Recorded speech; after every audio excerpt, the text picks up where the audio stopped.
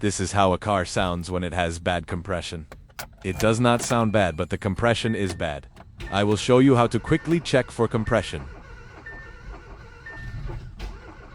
It almost felt like it wanted to turn on.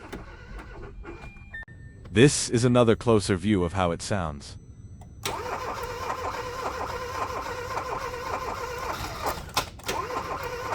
These Hyundai motors tend to have motor problems like this. I removed the first spark plug and it looked like this. It did not look good. Looks like it was getting damaged.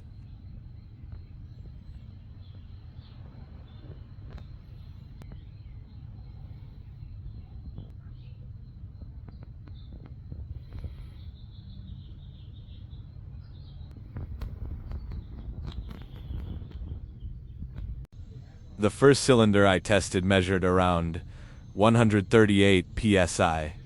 The second cylinder I tested measured around 87 psi. A minimum of 145 psi is considered good for this engine. The third cylinder I tested measured no compression.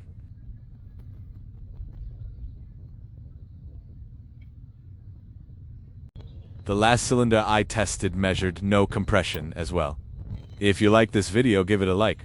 And subscribe for more fascinating insights.